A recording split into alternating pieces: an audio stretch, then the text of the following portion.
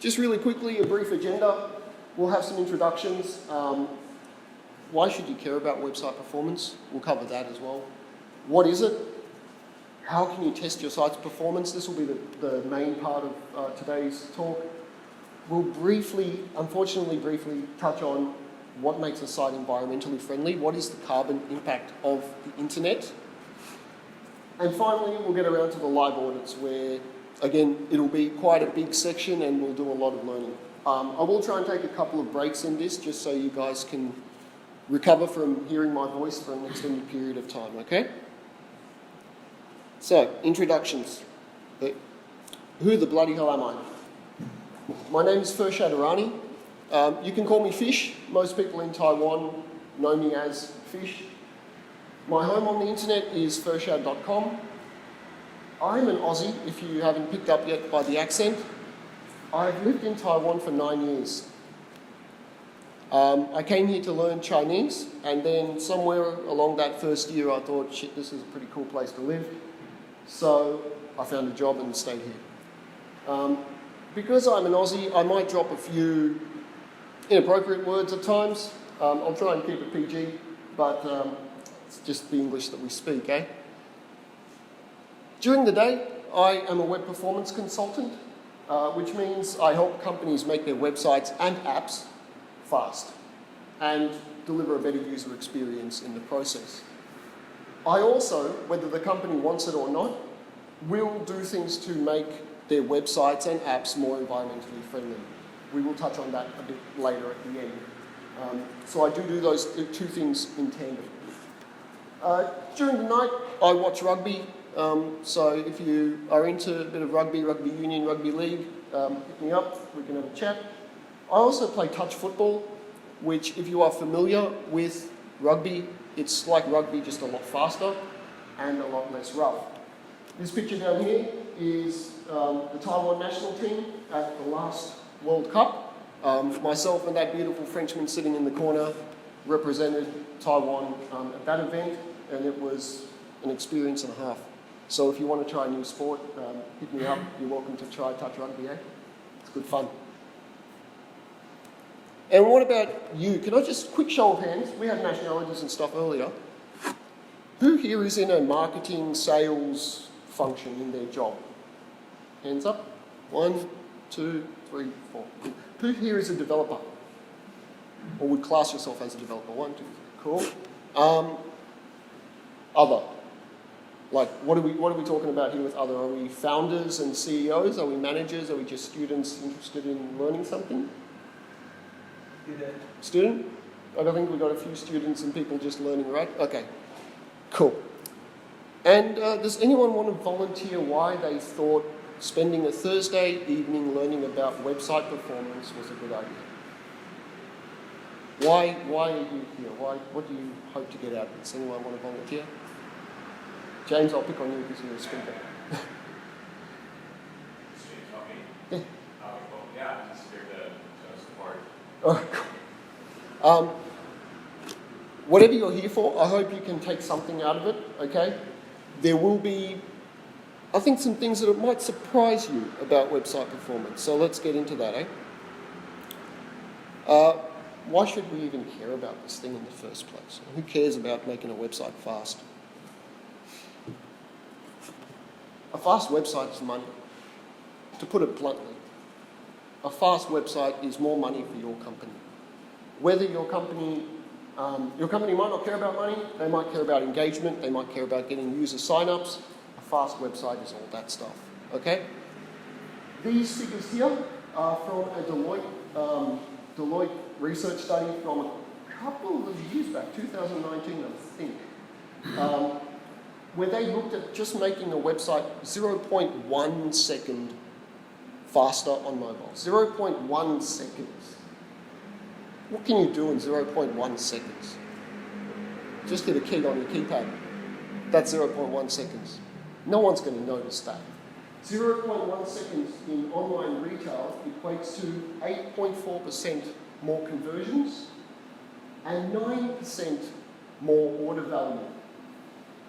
0.1 seconds. In the travel space, it's a 10% increase in conversions, almost 2% increase in order value, back when people could travel than were the days. Luxury goods brands found that people were more engaged on their websites. They were going to more pages. The pages per session were more, almost 8.5, 8.6% higher. And for a lead generation site, they want sign-ups. They want people to fill in the form on their page that says, hey, leave us your email address so we can spam you later on. Their bounce rate reduced by 8.3%. And in this study, it also goes into talk about the sign-up rate, or the progress through the sign-up form, increased by something like 20%, I think, off the top of my head. That's 0.1 seconds, okay? A lot of web performance, once you get past the really quick and easy wins, we're talking about numbers like this. 0.1 seconds, 500 milliseconds here, 200 milliseconds there, okay? So web performance can get you can go quite into the detail. If that's not enough, consider this. Walmart found that every 100 milliseconds they improved their page speed resulted in a 1% increase in their revenue. At the scale of Walmart, 1% increase in revenue is tens of millions of dollars for 100 milliseconds. The other way of thinking about it depends if you're glass half full, glass half empty kind of person. Glass half empty, for every 100 milliseconds Walmart's website is slower, they are losing 1% of their revenue. They are losing tens of millions of dollars. Now, if anyone in this room has a company that is at the scale of Walmart, please hit me up. I want to work with you. It'll be a great project, I promise. We are not at that scale. But this just gives you a sense of what we're talking about, right? It's really small margins that can have a really big impact for a business, okay? If you want more juicy gems like that, you can head over to this website, wpostats.com. They've got case studies and quotes like the Walmart one you just saw for a whole range of industries. So if you are looking to convince your boss that, hey, maybe we should spend some time doing a web performance project, you will find something in there probably related to the industry that you are in, okay? Or if you're just bored, you can just read it as well. It's way more though, way more than just revenue. It's way more than money in, money out, way more than conversions.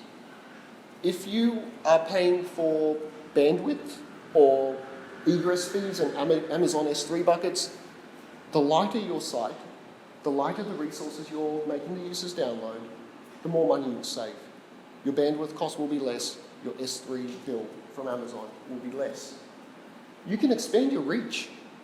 That same Deloitte study I showed earlier, there's a quote in there where they quote a Google research paper that found that making an online store faster by 3 seconds resulted in people being 10% more likely to recommend that store to their friends.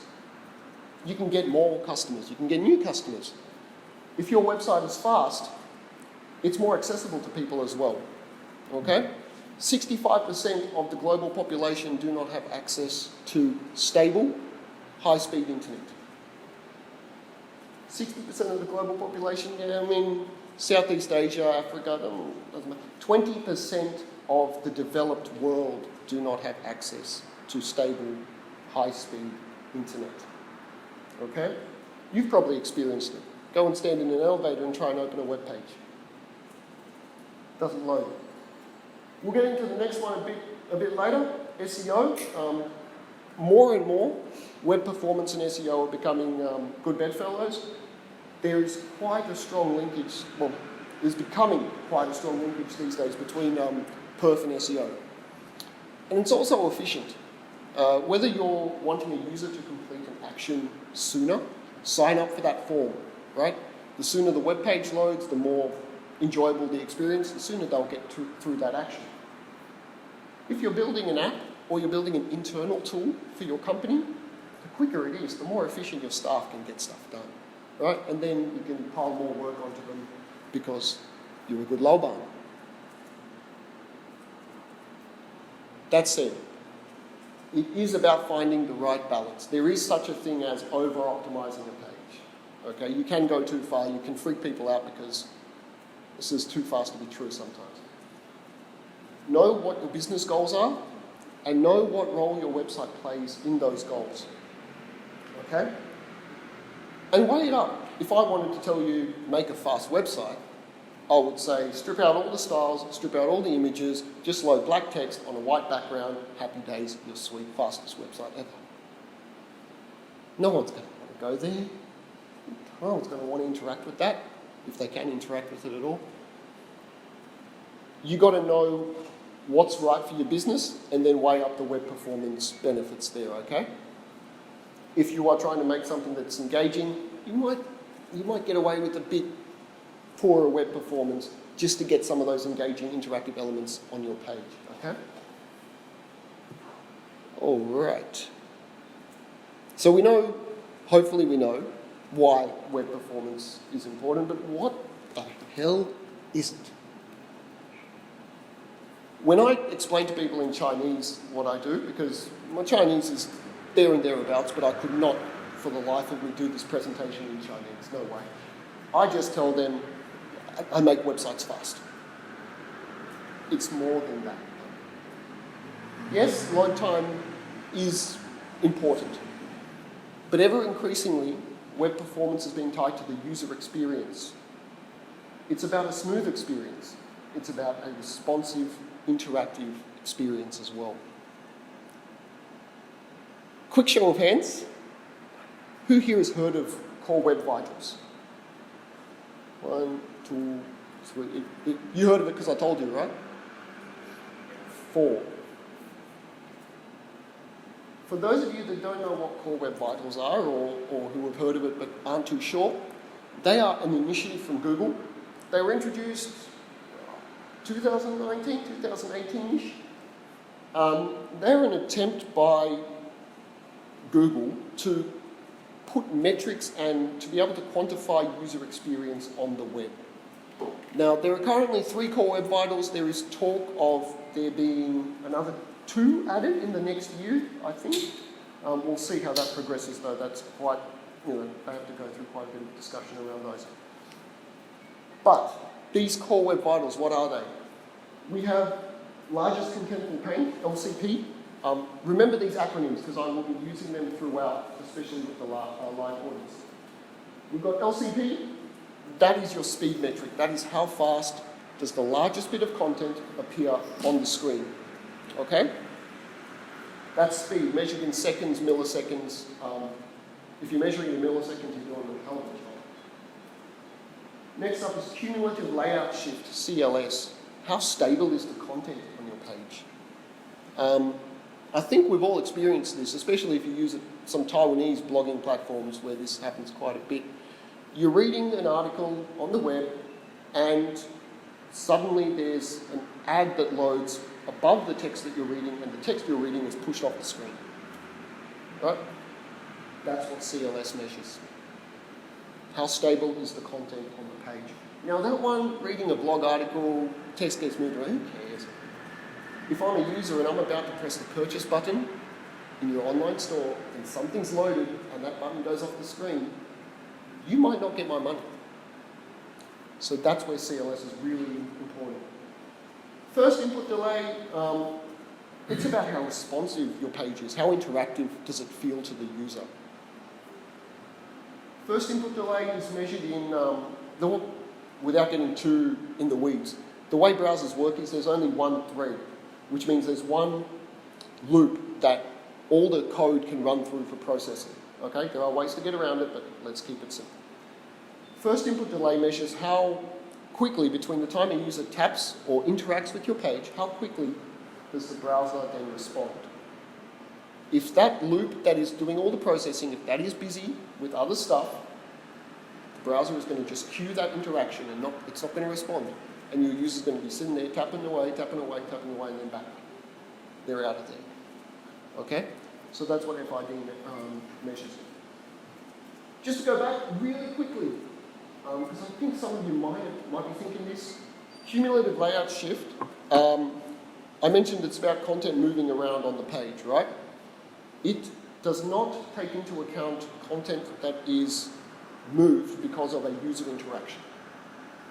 So if you have a menu and that pushes some content across the page, you will not trigger a CLS event unless that menu content shift takes more than 50 milliseconds. Okay? You've got 50 milliseconds in which to get your animation done, for the content to relay out, and you're good. Right? Most of the time you'll get there. So that's just a little caveat at CLS, right? It's shifts that happen outside of the user's control. Now, I mentioned SEO and web performance. And Core Web Vitals are a Google initiative, and Google is search engine of the world, unfortunately. Core Web Vitals, as of August last year, were included in Google's search ranking algorithm. They are a ranking factor. For mobile, it was from August last year. For desktop, I believe it was last month, maybe December, but recently for desktop. So now all Google search results, if available, Core Web Vitals may be factored in to the search ranking algorithm there. In order for your site to benefit from Core Web Vitals, if you do have those available to Google, you must be good in all three metrics. You must have an LCP of less than 2.5 seconds, your layout shift must be less than 0.1, and your FID must be less than 100 milliseconds. If you are in the needs improvement or poor for any one of these, sorry, you fail. You will not get the rankings boost, or the potential, rankings boost. Because it's relatively new, the benefits, upsides, downsides are still being fleshed out. There's still a lot of research going on in that, and there's still a lot of questions being asked about, like, hey, can we do this? Can we get away with that? You know, people are trying to game the system.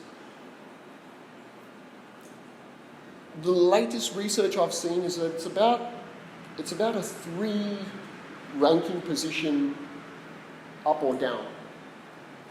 Okay, so if you've got good Core Web Vitals, you could get yourself a rankings boost of about 3 places on that search page. You're never going to be first anymore these days because Google, number 1 is always ads, unfortunately. But you can go a bit further up that search page if your Core Web Vitals are in order, and if Google has the data to take it into account as a ranking metric. Does anyone have any questions about that? Because we're about to get into a bit more of a show and tell side of this presentation. Any questions about it? Yep. If I'm using a Shopify theme that is always updating and seems to be a really good theme, does that affect? Did you submit your website for review? Oh, sorry. If you're using a really good Shopify theme that is constantly being updated, does that help with that? Yeah. Did you submit your website for review? I did, yeah. Yeah, we'll touch on that. Yes, it can. It's not so much about updating though. Right. It's the quality of the theme and the quality of... Right, if it's a good quality theme. Yes. There are things, it's hard with platforms like Shopify because they're trying to cater for such a broad audience. Yeah. But yes, a good thing will help. Because out of the box, if it's got good performance, then you'll start to degrade it the more stuff you add to the site. But, you know, you're starting off at a pretty good base. Oh, okay? Any other questions? Don't mind if they're platform specific. All good? Why do you say Google? You say Google is the top one website, right? Essentially, search engine. You say unfortunately. Yeah. Why? Because that's how they get all the data about you for the ads, right? There are other ways as well. If you use Google Analytics, that gives Google a free ride for customer data as well, but that's another story. Right, testing website performance. This is going to be a bit more show and tell. Hopefully it doesn't bore you. There are 2 types of data when it comes to web performance. The first one is known as real user monitoring, or RUM data. It's also known as field data. It measures how real-world users are experiencing our site. Okay?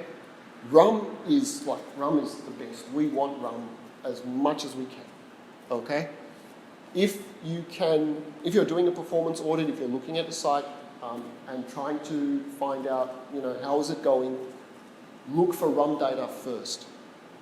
Okay? Because that is how real-world users are experiencing your site. And as you'll see, the next type of data that we got, the synthetic data or lab data, because it's run in controlled environments, because it might be run on a simulated device or a simulated network and with hardware limitations simulated as well, because of that, it can be well off the real-world experience.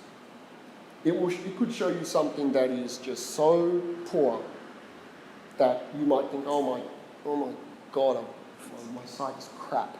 But in the real world, it's not that bad, okay? So just bear that in mind, and we'll touch on some of the caveats with lab data later on. Another note, RUM data is what Google uses. So, RUM. I mentioned RUM data is what Google uses.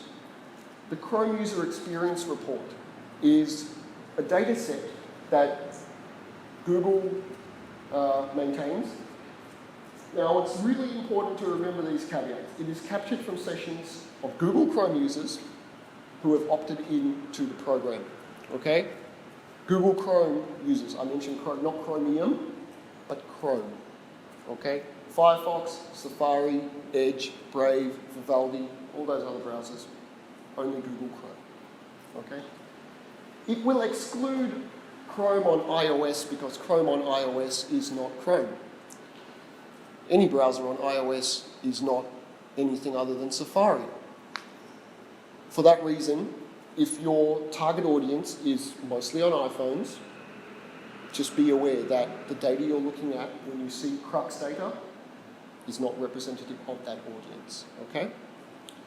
And it's worth bearing that in mind as well because iPhones are a hell of a lot more powerful than your standard Android. The data is anonymized, so Google does its best to make sure that people cannot work out who a user actually is based on some websites they're visiting or data that they can pull from their data set. If there's not enough meaningful data to show results, Google will just say, sorry, don't have anything, you're not going to get any results from us this time. So you do need a bit of traffic coming through your site, okay? And the Crux data set is updated monthly. So it's not something that you can use straight away to turn around and go to work tomorrow, make a change. You won't see results appearing until probably next month, maybe the month after, okay? So there is a bit of a delay in that feedback loop.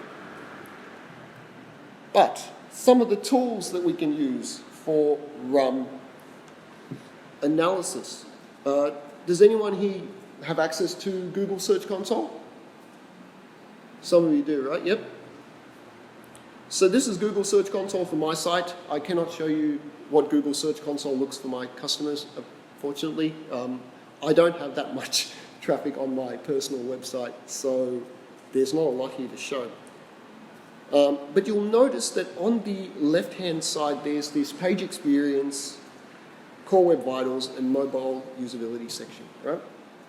If we click on, is that clear for everyone, by the way, or do you need me to zoom in? Actually, can you zoom in a little bit? Yeah, sure, mate. We good there? Yeah, that's great. All right. Do you have Flux on? Yeah, I do, actually.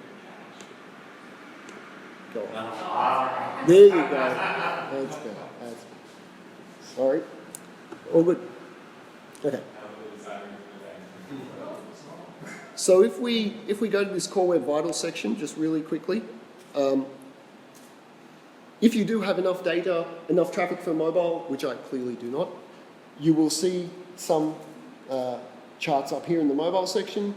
Most of my users come on desktop devices. And here you can just see how many of your URLs Google has indexed and is showing in the search results that pass Core Web Vitals, need improvement for Core Web Vitals, or fail Core Web Vitals.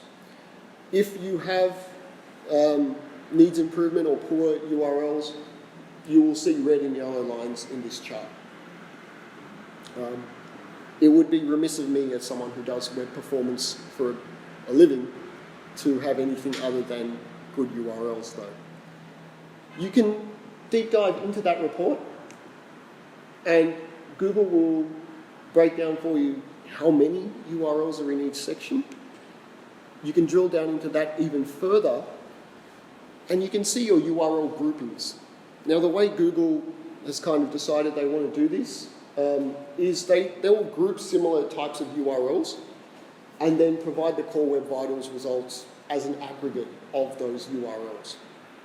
So what Google's decided for my webpage, for my website, is that all the URLs are in the same group, so it's just dumped them in there. But what you would more likely see is if you've got a blog and a product page, or a set of blog posts and the product pages, they would be in two separate groups, which you can then drill down into to get a bit more detail, see what those URLs are, and see those aggregate Core Web Vital metrics. Okay? You can also run lab tests directly from this backend, but we'll get into that a bit later. Okay? Search Console, I don't go there all the time with clients, to be honest. It's more of if we're doing ongoing monitoring of Core Web Vitals and they don't have their own solution for it, we will use Search Console to do that. But again, because it's relying on Crux data, we are missing out on quite a significant number of users. Yeah. Next up is Trello. Now, I love this tool, and I think when we go through it, I think you'll see why. You can visit Trello. Trello is a performance monitoring platform. They have a free site speed tool. Okay, you can go to trello.com/sitespeed and you can enter a URL. Let's go with Type A Times, because there's been a bit about them on Twitter recently. And what Trello will show you is, it's really important to remember this point, it will show you the Core Web Vitals for this domain. So it's not showing you for the typeatimes.com web page, it is showing you the Core Web Vitals aggregated for the entire site.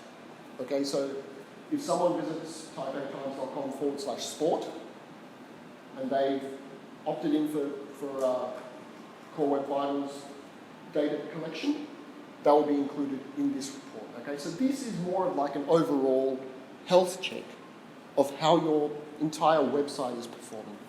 Okay, it's a good place to start.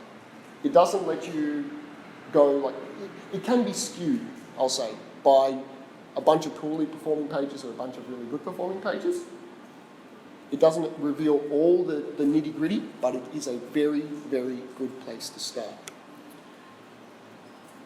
Starting at the top, you will see your Core Web Vitals, largest contentful paint, largest contentful paint, first input today, cumulative layout shift are all there. There's also first contentful paint, which is another metric that we use. I'll talk about that a bit during the audits. But it's where largest contentful paint is the biggest element to be shown on the screen. First contentful paint is just like something is on the screen. You know, it's a metric that's captured in all browsers actually. So the browser just goes, hey, I'll put something out there, you know, fire this event. What you can see from these charts are the Core Web Vital scores for the last year at the 75th percentile. Okay?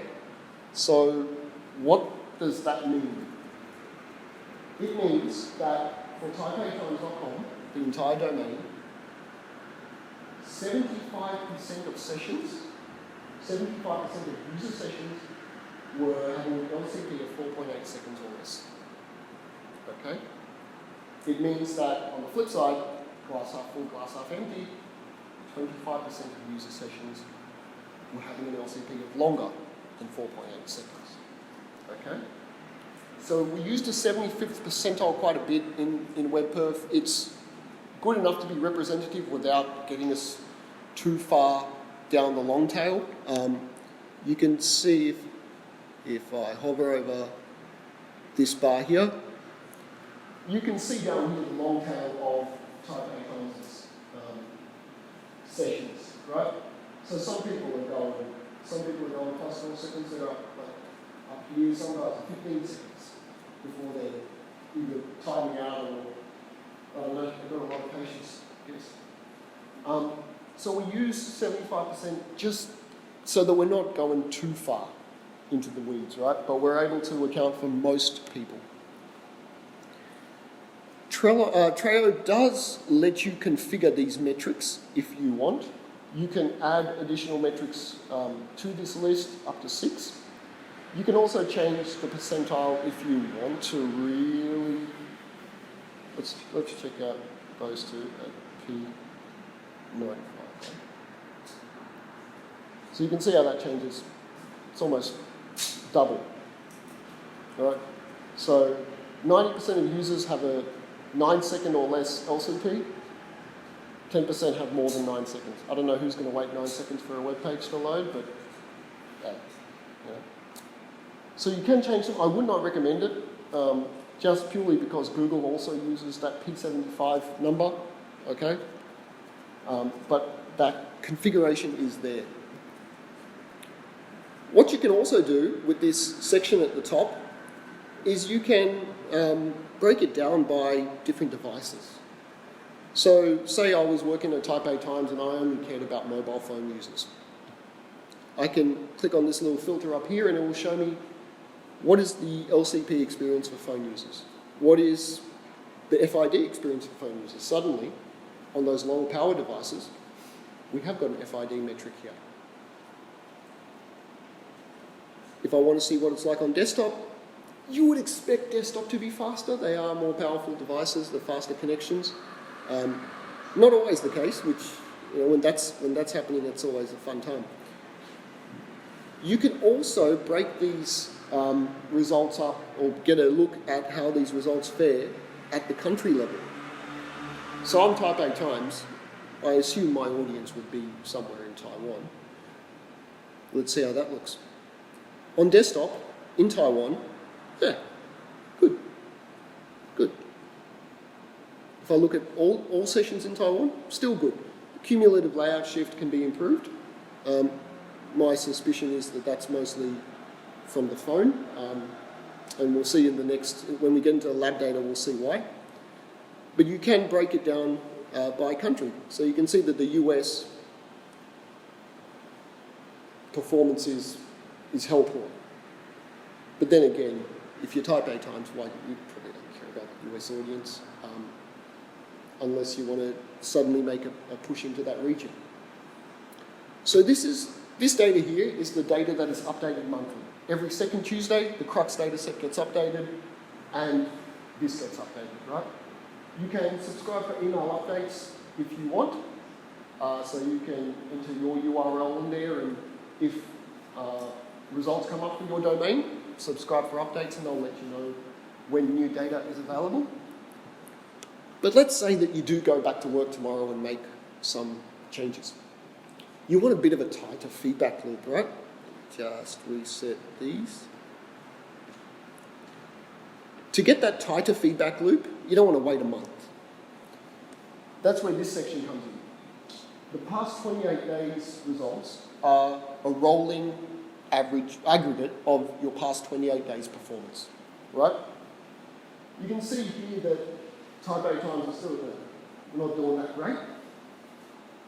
But if you went home and made changes, you'll probably start to see results coming through here in the next week.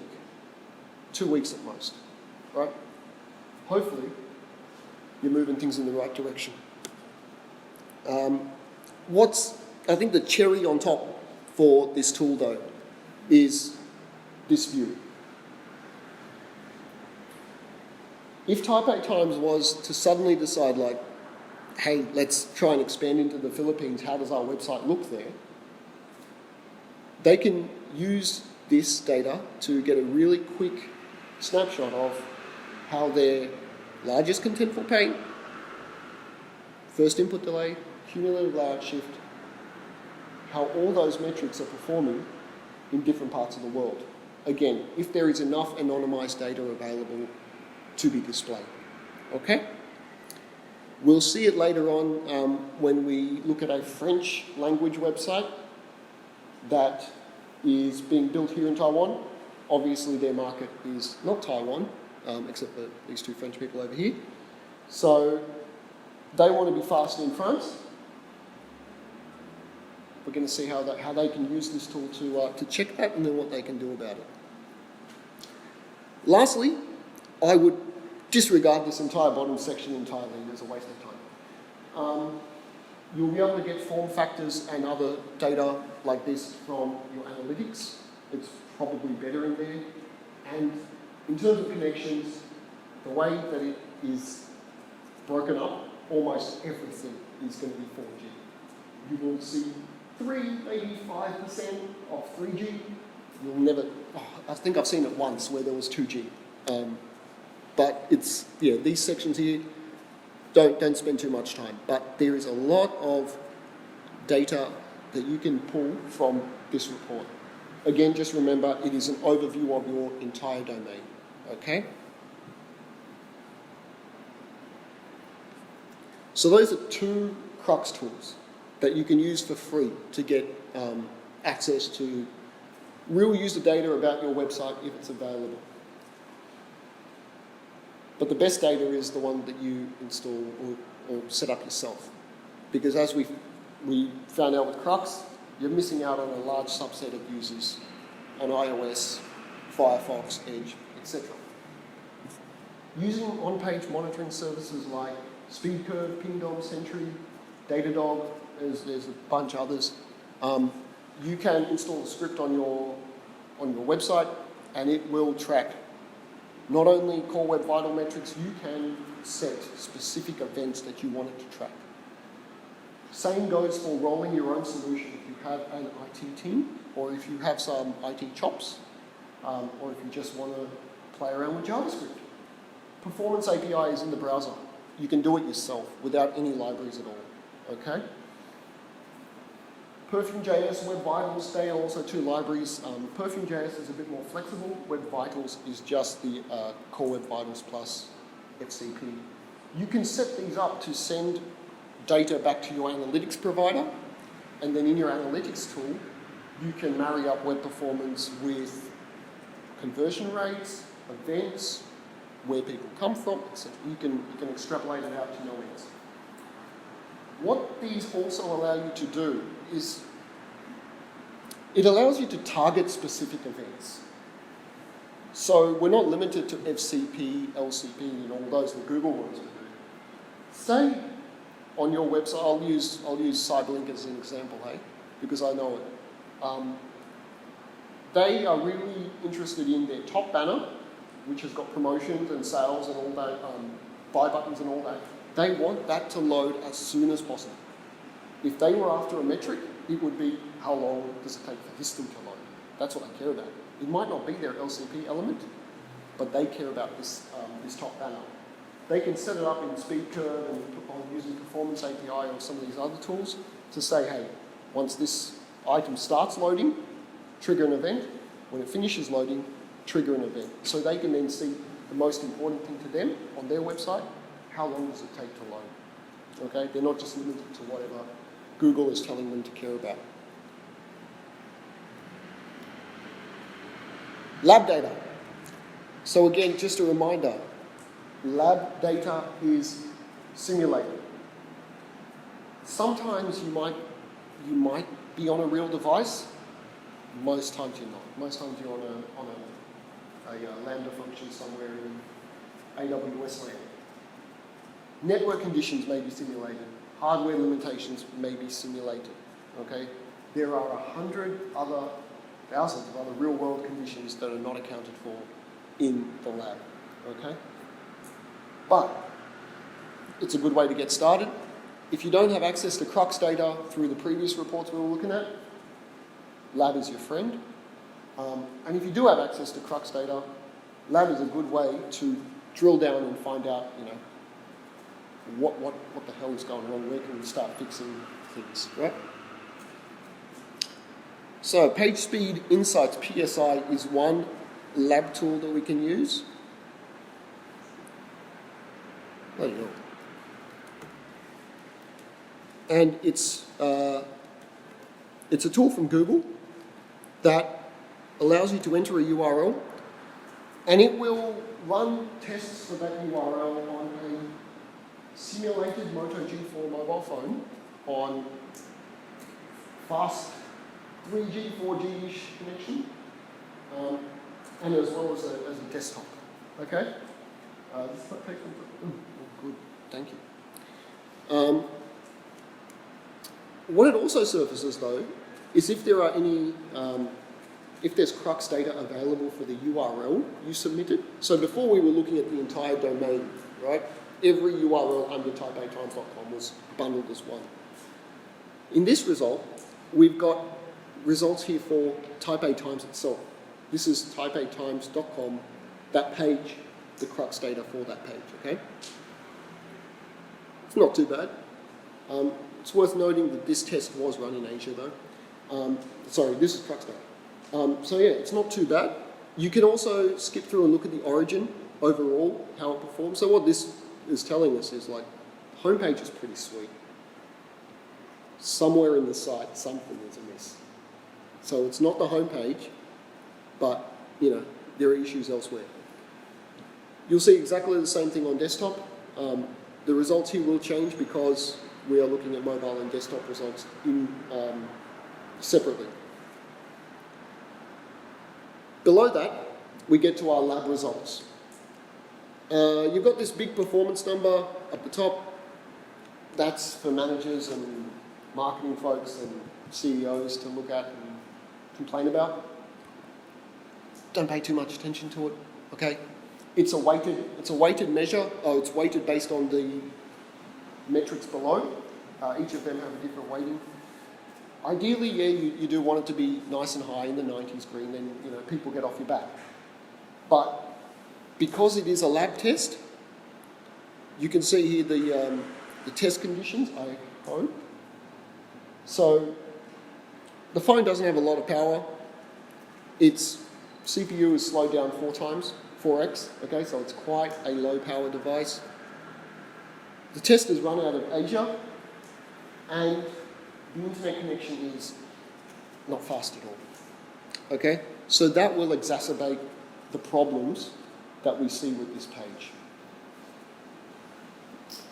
Probably the best thing about this tool are the two sections down here, the opportunities and the diagnostics. This is where you can start to get a sense of like where to look when you're addressing performance issues on your site. The opportunities are things that are more related to perf, so they will not necessarily make your site faster, but probably will. The diagnostics are more best practice. Some of these things will help metrics like CLS, but they are just good things to do because you care about how your users experience the web. Okay? We will get into some of these and what they mean a bit later on. But if we just go into this, you can see Type A Times is loading a hell of a lot of stuff. And some things like Moments.js and Date Picker, I don't know why they're loading that on a newspaper website. So there would be a good chance to look in here and ask them, can you get rid of some stuff? Can you speed up your load?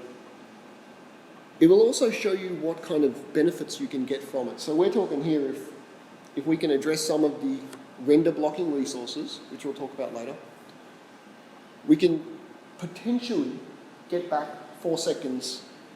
Could you zoom in on the browser? Yeah. Sorry. So if we fix some of the render blocking resources, we can potentially get back around 4 seconds from page load time. If you have come to this test and you really want to fix your CLS, for example, there is a little filter down here underneath the film strip. You can click on the different metrics and it will highlight only the items from the opportunities and diagnostics related to those metrics. So it's a good way just to narrow down those results, right? Because they can be a bit overwhelming at the start when they're all bunched together. And just finally, for the lab, this one is going to be a bit daunting. It's a kind of power user tool, aptly named web page test. It tests web pages. What is good about this tool though is that you've got a whole bunch of configurations already set up if you want to just really quickly run a test. You can see here the browser that it's on, the connection that it's on, and the location. Just zoom in on that a bit.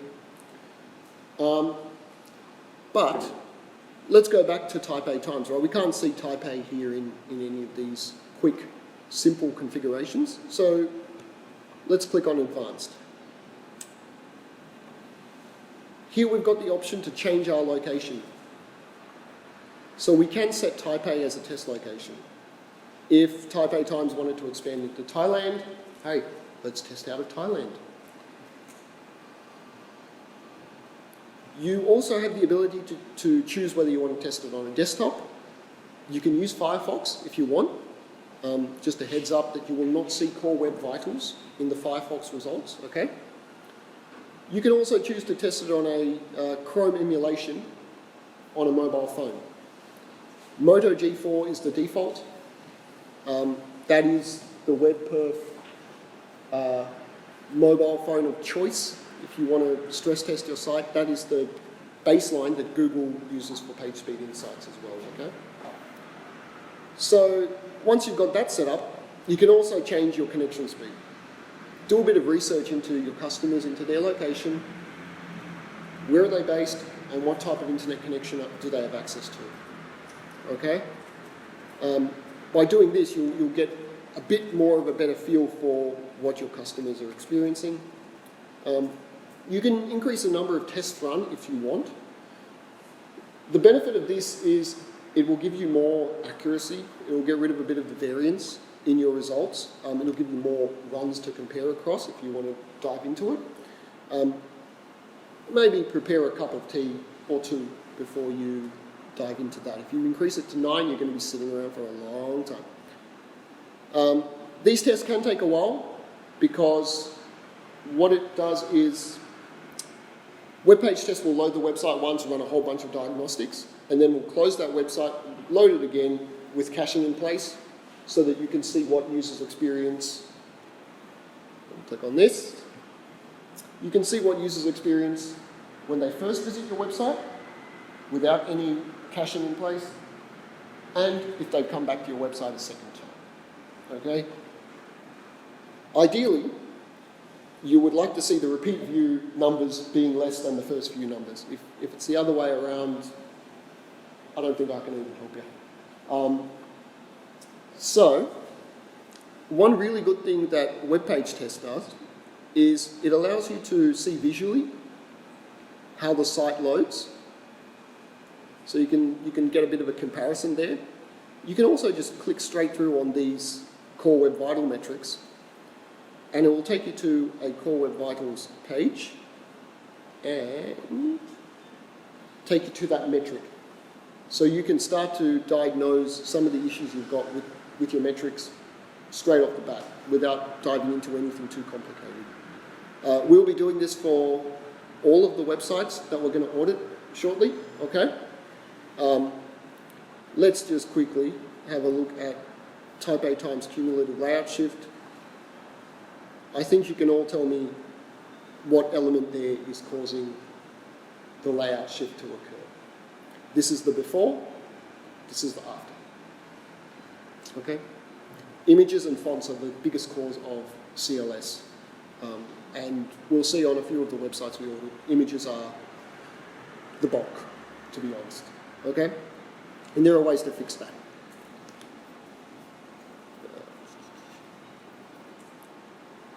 We'll do this, we'll get through this section, and then we'll take a quick break before we jump into the audits. I think we're going okay. Website performance and the planet. The web has got a carbon impact. Yeah, so I can see your faces like, what the fuck, man? The web has got a carbon impact, just like everything has, right? 4% of global CO2 emissions are attributed to ICT. ICT is information communications technologies. It is the laptops you're using, the phone in your pocket, the routers, modems, everything that keeps us connected. 4% of global CO2 emissions. Bit of context. Germany, 7th largest polluter in the world. 4% is more than Germany. The airline industry. We all know that flying is very carbon intensive. The airline industry, 2% of global CO2 emissions. That's where we're at with the web and with digital in general. Okay? The good news is that unlike Germany, unlike the airline industry, they're going to take massive things to rein in their carbon emissions. Hell, you've got to re-engineer an entire plane, for Christ's sake. With the web, we have the tools available to us today. Some of the optimization stuff that we'll talk about in the audits, they'll help to bring down this number. And if more developers are doing this, if more developers are conscious of the carbon impact of their web pages, their apps, the things they do, we as an industry can start to head in the right direction. Just breaking down those numbers really quickly. About 29% comes from data centers and networks, hosting your website, getting your website down to users. 52% is consumer devices, it's a large chunk, and then the other 19% is production. Okay? Good news there. As web developers, we can control 1, 2, and 3. Over 75% of the emissions mix we've got we can have some influence over. Production, that's a bit harder for us, right? So, what can we do? Well, start by measuring it. Here are a couple of tools you can use to measure your site's carbon impact. You've got websitecarbon.com and Beacon. And with those, let's go back to ye olde type A times. With those, you can enter a URL and it will give you a point-in-time estimate of that site's carbon intensity whenever a visitor hits that page. It's worth noting they do make assumptions about caching and other things, so it is very much an estimate, but it's a good place to start. It's a good place to blow a few people's minds because it's not something that people think about all that often. So we can see here that every page view of typeatimes.com, their homepage, every page view is 1.5 grams of CO2. It's not a lot. When you expand that to 10,000 page views a month, that's 150 kilograms. 100,000 page views a month, you can do the math, right? So it can grow at scale rather quickly. There's one quote I really love about this is it's from a web developer called Danny Van Kooten. He maintains the MailChimp for WordPress plugin. He reduced 20 kilobytes off that file, right? And he calculated that a single kilobyte reduction from that plugin, which is used by 2 million websites around the world, a single kilobyte reduces CO2 emissions by about 3,000 kilograms a month. That's one kilobyte, man. 3,000 kilograms. Okay, so at scale, this one gram here is quite significant, yeah? Just for a bit of context, this is a British website, so in a year with 10,000 views per month, it's the equivalent of boiling about 25,000 cups of tea, okay? That just gives you a bit of context around that. If you want to track your emissions over time, EchoPing is a paid service that you can use. Sitespeed.io is a web performance monitoring tool which has a sustainability plugin as well, so you can use those two. What can we do? Keeping it really, I'm just going to dumb it down as much as I can. The less data we transfer, the better it is. The less electricity we are using, okay? Optimize your images, your fonts, your videos, your JavaScript, your CSS. We'll talk about that a little bit in the live audit. We will just briefly touch on using the CDN, but if you can cache on the browser using service workers or using headers, then that is a very good thing as well. Reduce your third parties. If you can self-host, do that. That gives you more scope to optimize. Visit this website because I built it. mythird-parties-green.com. You can put in a website there and it will scan the third-party code on that website to see if it's hosted on a green server. Shift to a green host if you can. There's none in Taiwan, unfortunately. Our grid is very, very grey. But there's a lot in Europe. There's more and more in the US as well. There's a few in Australia and New Zealand. They're all sweet. The Green Web Foundation is a good place to look. You can also test your current website on their website. They've got a testing tool where you can see, is your host green? An example of reducing the carbon impact of the web, Organic Basics. They've got a regular website, Shopify, all that jazz, good stuff. They've got a low carbon version of that site where they do things like they don't show a detailed product image unless the user actually clicks on that image. It's all about reducing bytes over the wire, yeah? And the next slide's great. This is what it means in terms of performance. Low impact, green website, fast. Okay? So a performant website is also a green website. Flip it around, green website is also a performant website. Most times. There are things you can do to get that wrong. And I will skip through some of these notes really quickly. So if I do audit your website and you want to know more, come and ask me later on, or hit me up on Twitter or email, yeah? Before we begin, not every site is different. There's a reason why this is not a sit down with your laptop and let's code and work out how to make a website faster, because everyone's website is different. The solutions I tell one person may apply to someone else's website, but the implementation will be very different. Okay? That said, let's get to this, eh? We'll start off with, I know he's here because he's in the corner and I used to work with him, Cyberlink France. Thibaut, you've sent me the blog page to audit. What is the purpose of the blog for Cyberlink France? So basically, we are trying to generate more organic traffic. We will be doing editing, photo editing, this kind of thing. So we're trying to generate a lot of organic traffic for our pages. So SEO, right? Yes. And then off the back of that, you hope that they'll click through on some link and purchase something? Yep. So you want awareness, SEO. Mate, I haven't looked at Cyberlink website in a long time. Full disclosure, I used to work for this company, so I've got a bit of background there. I've been scarred by their website, unfortunately. If we look at Trello, because Thibaut sent the website Cyberlink, fr.cyberlink.com/blog. It's a folder, it's a path, right? So we can't get all the data in Trello only just for the blog page. We have to look at the entire French domain. So Thibaut, this is all of the product pages, all that, okay, mate? If we look across all devices, there's a bit of improvement that we can make in terms of LCP, FCP.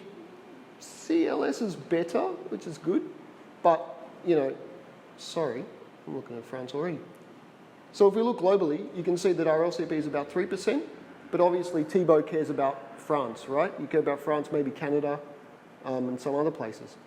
So in France, we can check this from Trello across the entire domain, going a bit better than the global, if we go somewhere like Canada, it's even better than that, right?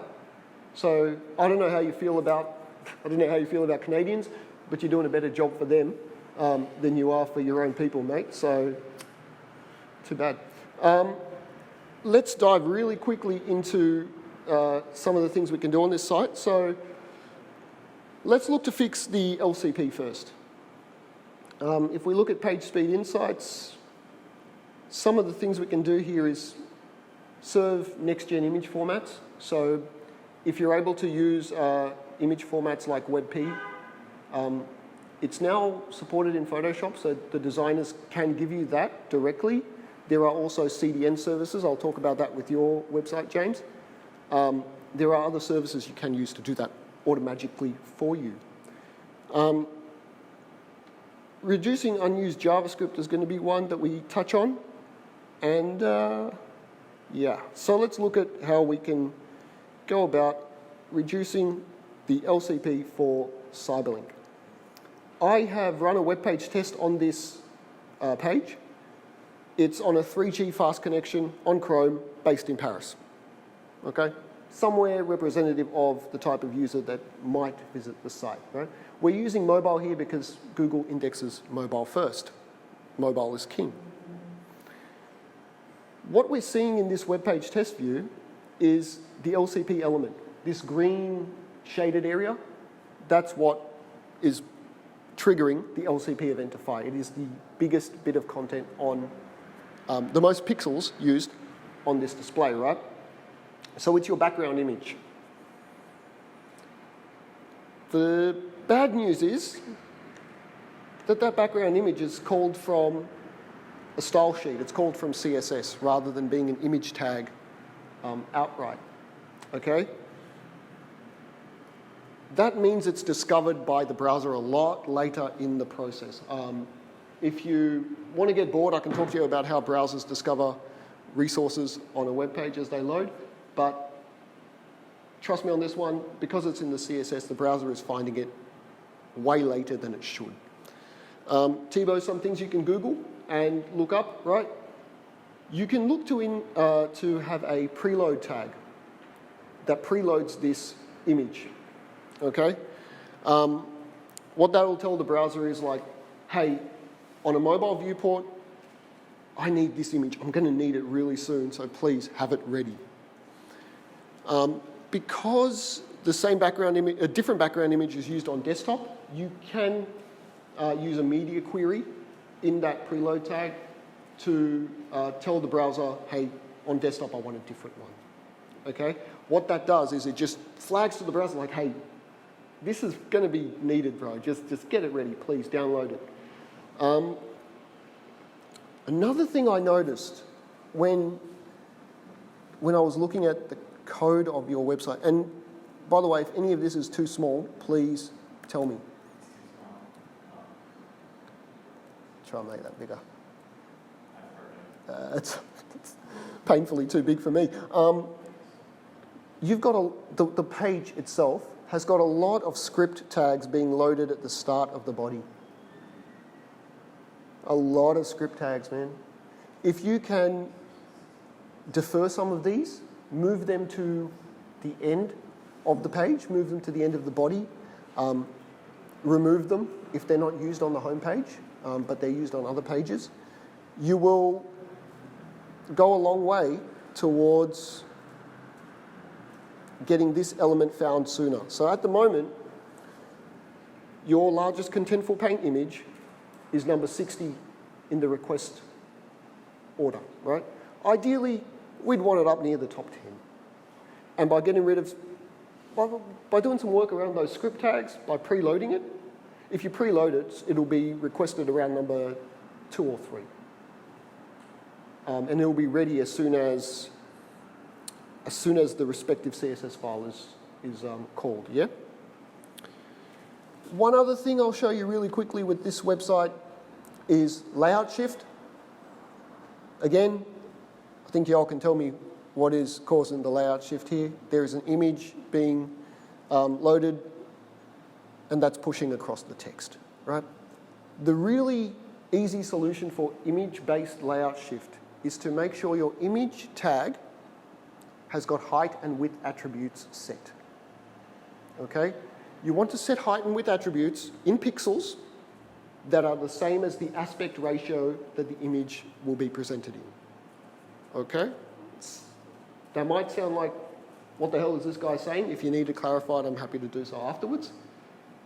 Pixels, aspect ratio that the image is going to be shown in, because what that does is it says to the browser, when it finds that image tag, it says, hey, you're going to need to set aside this much space for this image. Please do that. And then when you load the image, you'll just fill it in that box, right? The browser won't then have to relay out the page and content won't move around, okay? So those are the two, probably the three biggies that you can knock off, yeah? Next up, James? I'm going to give a little bit of real quick history. Yeah, sure. So the first, this is what I got something like Fershad with this stuff. So the first version, like this homepage, was made and designed by pages, and coded by pages. Yep. So the blog was programmed by me. Right. And so you'll see, like, I know what you're going to point out. I know some of the things you're going to point out.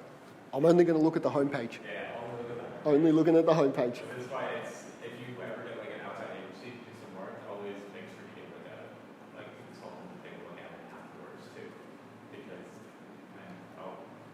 leave the rest up to you. So you don't have enough traffic, unfortunately, to have Crux data. And I only get about 24 views a month. So. Hey, folks, hit his website up, please. Double his traffic in the heartbeat. The main things I've got concerns with here are when I'm looking at this PageSpeed Insight report, this delta between first contentful paint and largest contentful paint is quite large, okay? Ideally, you'd like this to be as small as possible.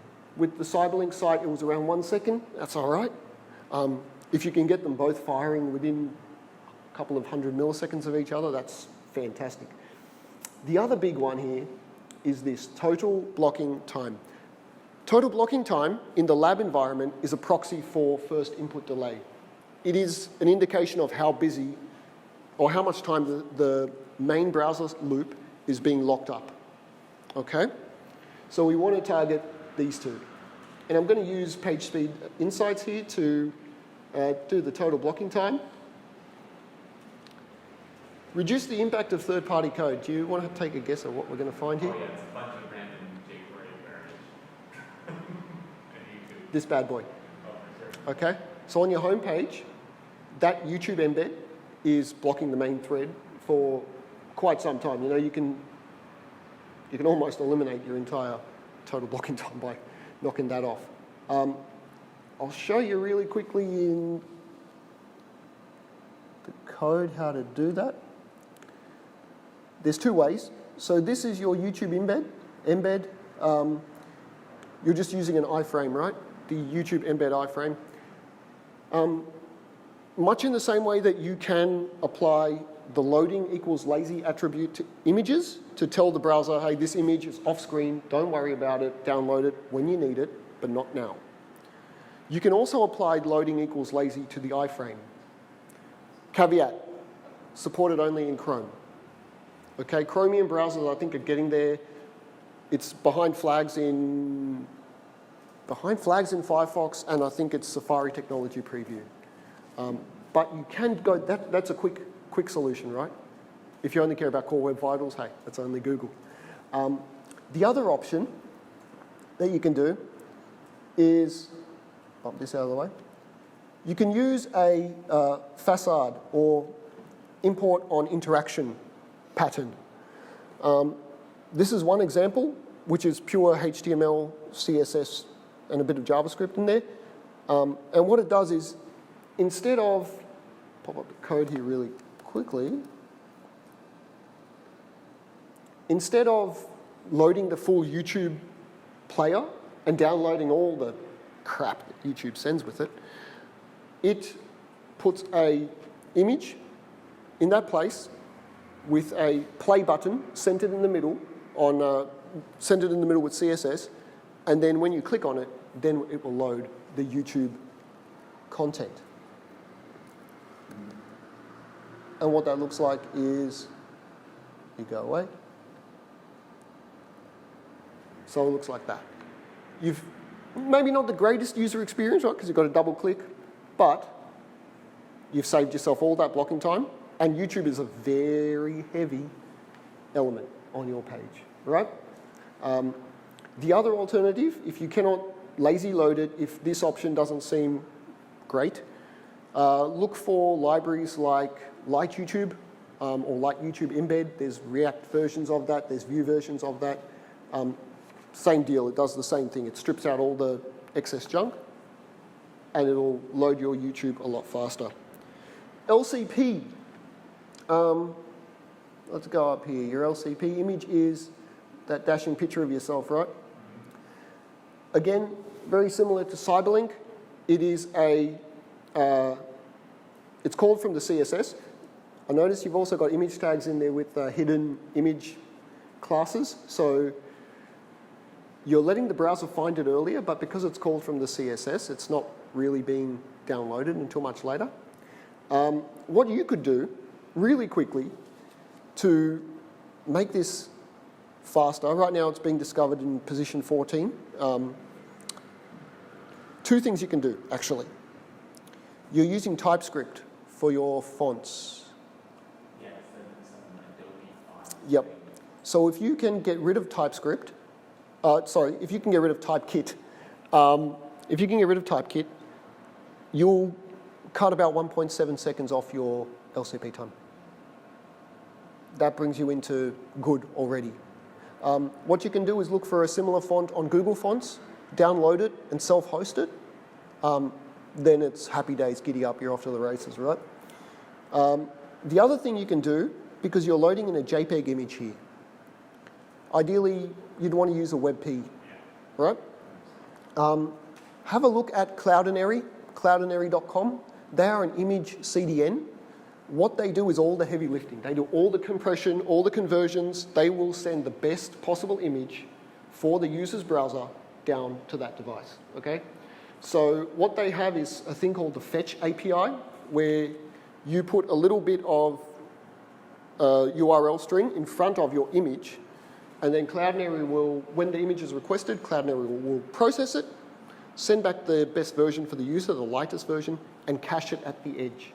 So that image will then be ready the next time someone requests exactly the same thing. The cache lasts for 7 days. Maybe just get a few more friends to visit your website regularly and it'll stay permanently in the cache, right? What was that called? Cloudinary. Cloud? Cloudinary. Let me get up here.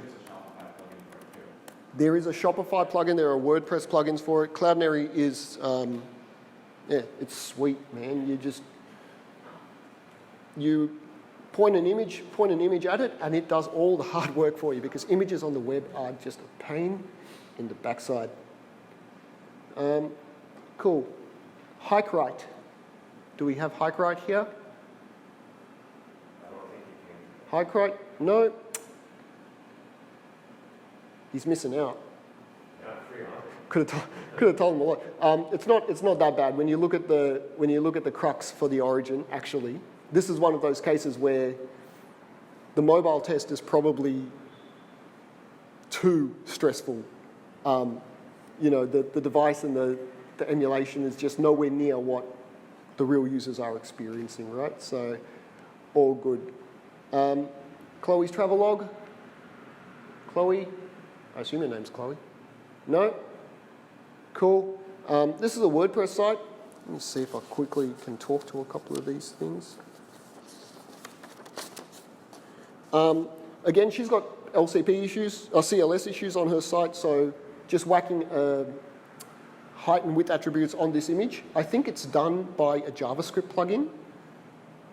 And because it's done by that, it just happens way too late in the process. So if you've got JavaScript controlling your images, whether that's for lazy loading or sizing, then just be mindful that it could kick in way too late. Flying NLP. This bloke? No? Cool. I want to show you two things really quickly. This image, this here, is your LCP image. It is 1.7 megabytes. Please don't do that to the internet. We can run it through an image compression tool like compressor.io. There's 1,000 others out there. Or Squish. And I'll just run these together. So compressor.io, when we compress this PNG, we already get it down to 670 kilobytes, right? That's going to load a hell of a lot faster than the 2 seconds it takes to load the image currently. Using Squish, which is a really good app if you want to get fine-grained detail on your image optimization, we can convert it to a WebP. And hey, when you convert it to a WebP, it's down to 95 kilobytes. Squish.app. Okay? I can share these all later as well when we're wrapped up. But you can see there, like that's just absolutely slaughtered the image without any loss of quality. Okay? And I think I know who you are, Cora. Oh, yeah. That's you, right? This is a bit trickier. And I'll try and wrap it up in 5 minutes so we got 10 minutes of socializing. When looking at your results in web page test, you don't? Who did? Oh, it was Chloe. It was that Chloe website. The delta between your first contentful paint and your largest contentful paint. So these two metrics here, your paint metrics, when does something appear on the screen for the first time, which is this, and when does it actually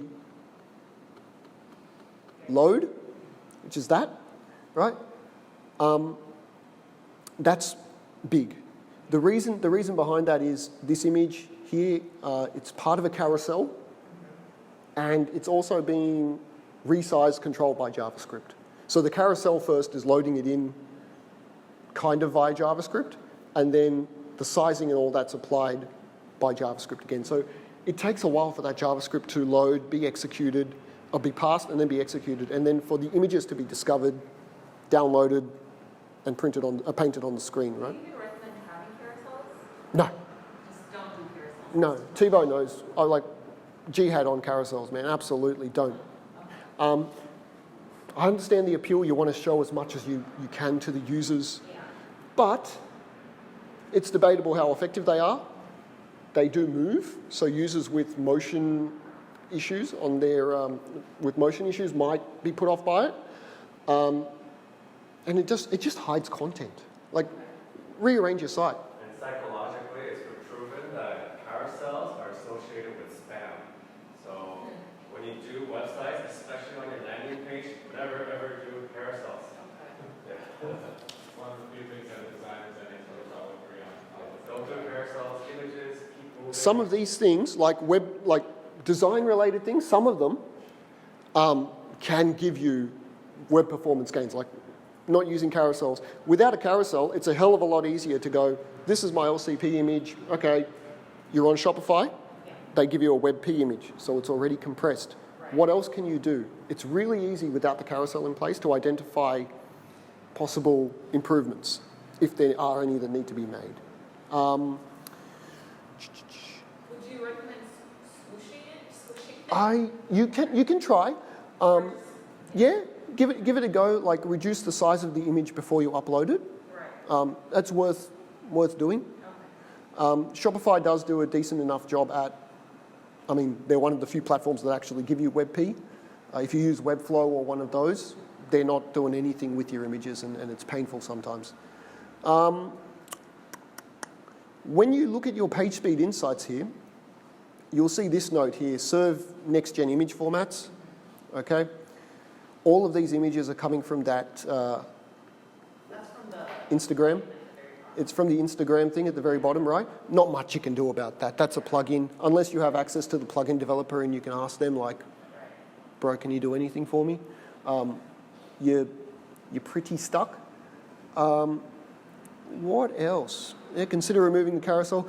You do have, again, I think it's because of the JavaScript and the way that the template might be written, or the way the JavaScript is impacting the template. You are loading in the same image multiple times. If I quickly jump into the waterfall. Yeah. So this might be a little scary at first. This is the web page test waterfall. It's a view of every request that goes out whilst that page is loading. So you can get a lot of detail though out of here, including whether there was a cache hit, how long the downloads took, etc. But you are doubling up on a lot of these images. So all these 300x images are all downloaded again much later. I think it might be because I have a mobile version. Yep. And the desktop. Yep, but you don't want to be downloading the mobile images on the desktop, and you don't want to be downloading the desktop images on the mobile. It's worth digging into a bit more. I think it's got to do with that carousel plugin and the way that it's operating. Well, I'll get rid of the carousel. You do. Yeah. You do also have quite a few scripts. If you have any way to defer or remove some of the analytics, ads, other scripts that you are loading, you don't need to load them when the page is first loading. They can be deferred to run once everything else is done. So look at how you can do that. I'll talk to you later. I'll talk to you a bit later. It's just one attribute in We haven't started promoting thing. the site yet, so I wanted to. All good. But yeah, sorry, I had to keep it really quick. We've got 10 minutes left up here. So you're the last one off the bat. Yeah, I'll talk to you a bit later about some of the other things you can do. Thanks for your time. Thanks for spending Thursday night with me. I hope you learned something. I hope you picked up a little bit from the rapid fire performance bombardment that I just gave. You can find me on Twitter and GitHub at Fershad. You can find this talk online tomorrow. It'll be online at fershad.com/talks. You'll also find my email address on that same website, so if you want to get in touch with me like that. These slides will also have an appendix with some code samples and other stuff of how you can improve your site a bit more. Yeah, so there's a bit more value in there to come. But yeah, I'll leave it to you, Harrison.